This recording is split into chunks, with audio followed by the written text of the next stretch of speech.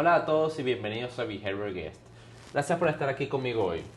Este es un episodio muy interesante ya que tenemos de invitada a Marsha Linehan, una de las fundadoras de la terapia dialéctica conductual. Un gusto tenerte acá, Marsha. Hola a todos, un placer estar aquí de invitada y hablar sobre la psicología. Pero usted no es una psicóloga corriente, ¿no? Usted es una terapeuta de tercera generación. Así es. ¿Qué es una terapia de tercera generación? ¿Cómo se diferencia de las otras generaciones? Fíjate, Luis, todas las terapias pretenden modificar la conducta, sin embargo lo van a hacer a través de diferentes estrategias. Las de primera generación van a buscar controlar los estímulos o manejar las contingencias para poder dar ese cambio conductual. Las de segunda generación lo que van a buscar es cambiar estas creencias pues básicas o los pensamientos para poder dar ese cambio de conducta debido a que ellos creen que son los pensamientos quienes interfieren en la conducta. Y las de tercera generación van a utilizar el lenguaje y la aceptación de esas experiencias internas para poder entonces tener una conciencia más plena de estos eventos y poder comprometerse en la aceptación de uno mismo. Cuénteme, doctora, ¿qué es la terapia dialéctica conductual exactamente? La terapia dialéctica conductual es un tipo de psicoterapia diseñada específicamente para tratar trastornos de esta conducta pues impulsiva o emocionalmente intensa. Específicamente el trastorno límite de la personalidad, y en este caso pues la terapia pues busca combinar principios de las leyes del aprendizaje de la terapia pues conductual, técnicas de mindfulness y también prácticas de aceptación. Se centra entonces en enseñar habilidades específicas a los pacientes para que puedan manejar mucho mejor sus emociones intensas y también puedan mejorar las relaciones interpersonales, regulando entonces sus impulsos y también pues tolerando ese malestar emocional que les genera pues todas estas situaciones. No solo pues pretende ayudar a las personas con este trastorno limítrofe de la personalidad, sino que también pues de la conducta alimentaria o estrés postraumático. El objetivo principal de esta terapia es la aceptación radical. Tengo entendido que la aceptación radical implica la disposición consciente y voluntaria de aceptar experiencias internas y externas tal como son en el momento presente, sin intentar cambiarlas o evitarlas. Esto incluye aceptar pensamientos, emociones, sensaciones físicas y sus circunstancias externas, ¿no? Sí, es como intentar abrazar pues a un cactus espinoso. Duele al principio, pero una vez que aceptas que te está doliendo, puedes disfrutar de la belleza de ese cactus. Implica entonces reconocer y aceptar plenamente lo que está sucediendo en el momento presente, tanto internamente como externamente. Se quiere que en lugar de resistirse y tratar de suprimir pues las emociones dolorosas o esos pensamientos que resultan tan difíciles, el paciente pueda entonces permitir que estas experiencias sean observadas y sean reconocidas sin juzgarlas. ¿Y cuáles son los principios fundamentales de la terapia dialéctica conductual? Bueno, este modelo se basa en una visión dialéctica del mundo, implicando entonces el diálogo y la relación. De esta manera, esto se constituye como la base de la terapia.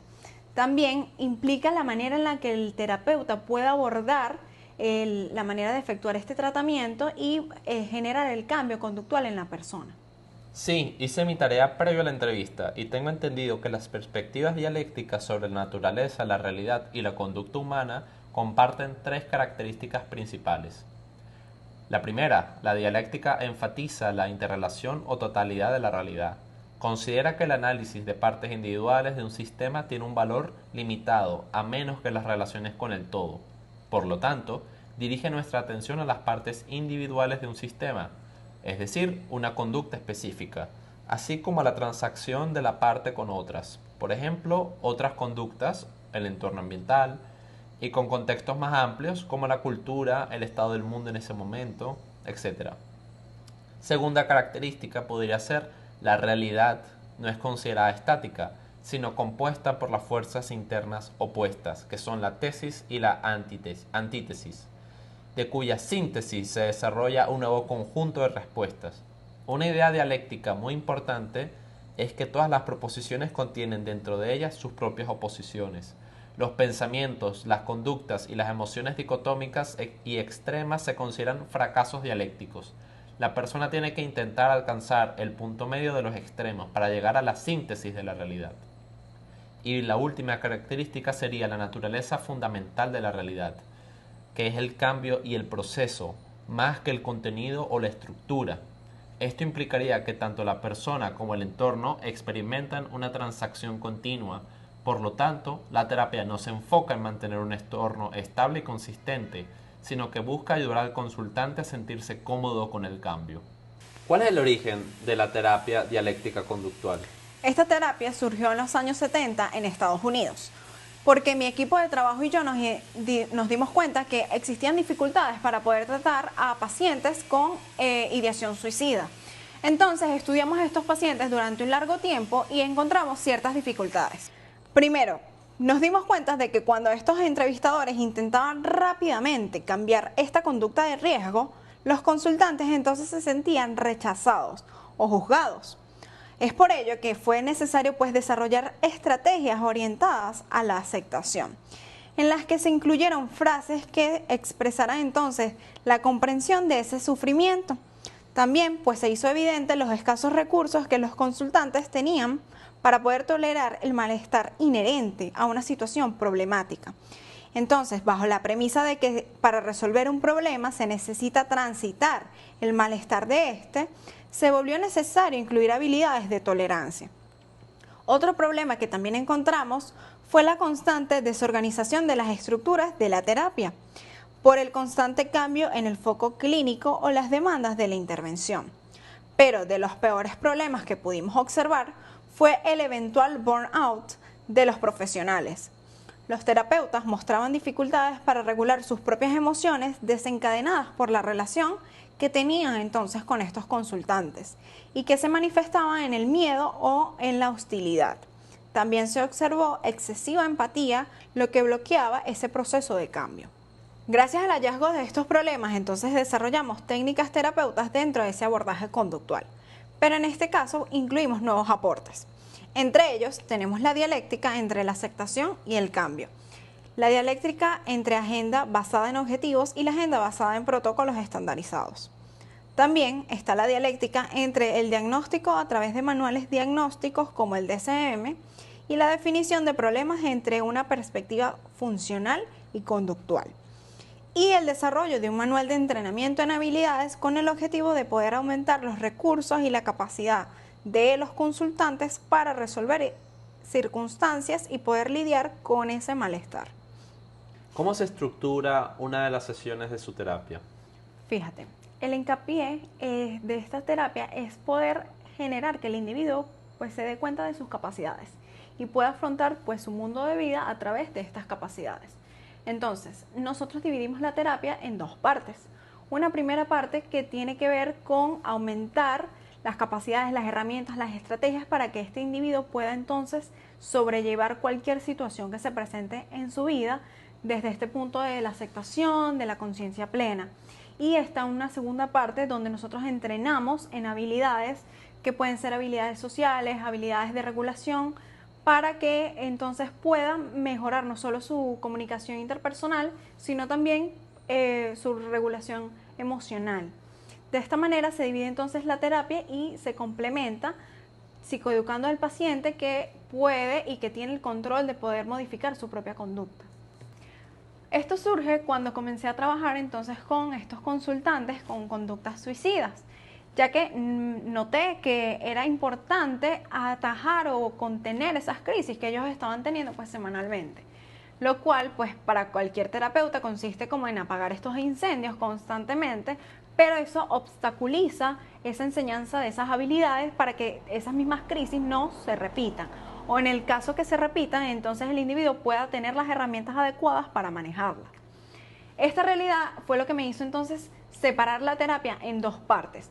Por una parte, esa terapia individual, donde se va a trabajar esta conducta problema que está emergiendo y lo que sucede en las crisis del individuo, mientras que por otra parte entonces nos enfocamos en ese entrenamiento de habilidades, donde se aprenden las habilidades que te había comentado para poder solventar esas crisis en el futuro y que el individuo pueda vivir y funcionar perfectamente en su ambiente. ¿A qué se refiere cuando dice habilidades? El término habilidad es sinónimo de capacidad o competencia e incluye en un sentido amplio habilidades cognitivas, emocionales y conductas manifiestas. De esta manera, la integración de todas estas habilidades nos permite pues desempeñarnos de manera efectiva. Pues casi cualquier conducta puede ser entendida como una habilidad, de manera que si nosotros podemos utilizarlas, entonces sabemos responder de una manera adecuada ante los problemas y evitamos cualquier conducta que pueda resultar desadaptativa y que también pues implique alejarnos de nuestras metas. En realidad, pues el objetivo de la conducta de la terapia dialéctica conductual es reemplazar todas estas conductas que resultan pues ineficaces o poco funcionales o desadaptativas por todas estas conductas contrarias. ¿Y cuáles son estas habilidades? Bueno, en un programa de la terapia dialéctica conductual enseñamos 4 habilidades principales. Habilidades de conciencia plena. Sí, ya que quienes presentan alta desregulación emocional suelen ver la realidad a través de la lente de sus emociones y no tal como es. Por ende, tanto las respuestas de juicio como las inferencias, suposiciones y creencias distorsionadas constituyen secuelas comunes. La conciencia plena o mindfulness tiene que ver con la capacidad de observarse conscientemente a uno mismo, al entorno y a los acontecimientos con curiosidad y sin juicio, es decir, ver y articular la realidad tal como es y participar efectivamente en el flujo del momento presente. Para tratar el impacto de la alta emocionalidad, también se centran en observar y escribir con precisión los eventos presentes, internos y externos, sin juzgar ni distorsionar la realidad. Las habilidades de efectividad interpersonal. Porque las personas con desregulación emocional a menudo experimentan dificultades en sus relaciones sociales. Por ejemplo, pueden tener relaciones caóticas e intensas, marcadas con dificultades, pero es posible que les resulte extremadamente difícil abandonarlas. Los problemas con la ira y los celos pueden arruinar las relaciones íntimas y las amistades. La envidia y la vergüenza pueden llevar a evitar a los demás. Las personas muy ansiosas pueden necesitar tener otra persona todo el tiempo como una conducta de seguridad. En contraste, la depresión severa puede causar dificultades para relacionarse o entablar relaciones. Por lo tanto, otro módulo de entrenamiento apunta a enseñar habilidades de efectividad interpersonal. La tercera habilidad es de regulación emocional. Claro, porque las dificultades con la desregulación emocional son comunes en muchos trastornos e incluyen problemas para reconocer emociones, para describirlas y etiquetarlas, para evitarlas y para saber qué hacer cuando una emoción está presente. Por lo tanto, un tercer módulo de entrenamiento tiene como objetivo enseñar estas y otras habilidades de regulación emocional. Y por último, las habilidades de tolerancia al malestar. Por supuesto, ya que las personas con una alta desregulación emocional a menudo tienen patrones de desregulación conductual, como el uso indebido de sustancias, los intentos de lesionarse o suicidarse y otras conductas impulsivas problemáticas.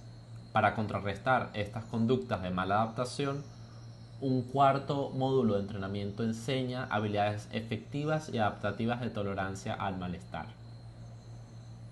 Es así como al completar el programa, entonces nos enseña esta variedad de habilidades y le proporciona al consultante herramientas entre unos 6 o 9 meses de trabajo. Esto en su versión corta, porque si se emplea pues la terapia y todas las habilidades, entonces se prolonga el trabajo por un periodo de duración de 12 meses. ¿Me podría describir alguna de las técnicas específicas que utilizan en su terapia? Por supuesto. Fíjate, después de realizar un profundo análisis funcional de esta conducta para poder determinar cuáles son los estímulos o las características que están desencadenando pues la conducta, es necesario entonces también determinar estos otros estímulos o consecuencias que mantienen esas mismas conductas. De manera que se pueden implementar pues para cada tratamiento que es personalizado una gran variedad de técnicas. Dentro de las técnicas encontramos pues la más famosa, que pudiera ser el mindfulness, que busca que el paciente tenga conciencia plena del momento, ayudándolo a observar y a poder aceptar sus pensamientos, emociones y sensaciones físicas sin juzgarlas. El mindfulness ayuda a reducir la reactividad emocional y a mejorar la capacidad de tolerancia ante esa angustia. También están las técnicas de regulación emocional que aportan al paciente estrategias para identificar y modificar patrones emocionales intensos por medio de técnicas de respiración abdominal y la identificación de pensamientos automáticos negativos. Además, están las enseñanzas de una comunicación interpersonal efectiva para mejorar las habilidades de comunicación en expresar sus necesidades y resolver conflictos, también para establecer límites de manera asertiva y respetuosa. ¿Qué beneficios pueden esperar los pacientes de la terapia dialéctica conductual en términos de salud mental y calidad de vida? Bueno, como te comentaba, la dialéctica conductual entonces busca generar habilidades en estos pacientes y se puede ofrecer a poblaciones de adultos jóvenes o pues adultos mayores, debido a que lo que intentamos entonces buscar es la adaptabilidad de sus emociones y que puedan sobrellevar y mejorar pues su calidad de vida a través de estas diferentes técnicas y herramientas que hemos venido hablando a lo largo de la entrevista. De esta manera ellos pueden reducir no solo estas conductas impulsivas o de ideación suicida o las que ya te había comentado de las conductas alimentarias, ¿verdad? O depresión, de manera que entonces tienen una mejor percepción acerca de los momentos que son pues críticos durante sus vidas, y también entonces no solo logran autoaceptarse a sí mismos, sino que logran pues motivarse y cumplir las metas que se han propuesto a lo largo de su proyecto de vida. De esta manera también entonces pues se reducen todas estas conductas que denominamos como disfuncionales, y mejoran pues la motivación y pues realmente la idea es mejorar la calidad de vida del paciente. ¿Cuáles son algunos resultados típicos que se pueden observar en un paciente que ha terminado el tratamiento de la terapia dialéctica conductual? Mira, diversas investigaciones pues han señalado que los pacientes que emplean este tipo de terapias han demostrado entonces una mayor disminución en la frecuencia y la severidad de estas conductas suicidas en relación a otras terapias también aplicadas a estas conductas. Estas mejorías se han mantenido durante 6 y 12 meses de seguimiento, y también se ha observado una mejoría significativa en la impresión clínica global, en la estabilidad emocional y la adaptación social. En general, el tratamiento es eficaz para reducir o disminuir la depresión, la desesperanza, la ideación suicida y poder aumentar estas razones para vivir. ¿Hay situaciones donde la terapia dialéctica conductual podría no ser adecuada o efectiva? Sí, de hecho, en pacientes con alguna discapacidad intelectual o algunos pacientes con ansiedad pues muy grave, como agorafobia, un tipo de fobia pues muy específica, puede que la terapia no resulte efectiva y deba combinarse con otros tratamientos. Doctora Marsha, ¿cuáles son las áreas de aplicación de la terapia dialéctico-conductual?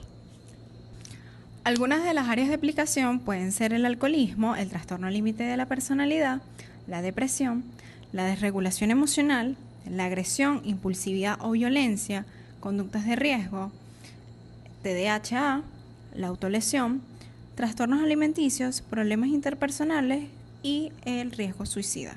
Doctora Marsha, ¿cuáles son algunas de las limitaciones o dificultades en la implementación de la terapia dialéctica conductual? Pues la terapia es muy estructurada y tiene unos límites estrictos que deben establecerse y seguirse al pie de la letra, como por ejemplo la implementación de un análisis funcional de la conducta. Además, pues demanda pues muchísimas tareas que pueden no resultar adecuadas para todos los clientes o las personas.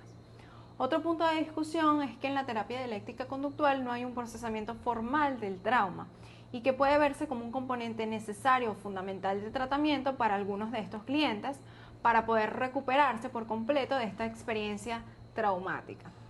Además, ciertos elementos de la terapia tienen raíces en estas filosofías pues religiosas orientales, lo cual puede generar alguna resistencia en clientes con valores religiosos occidentales como el cristianismo, judaísmo o islamismo.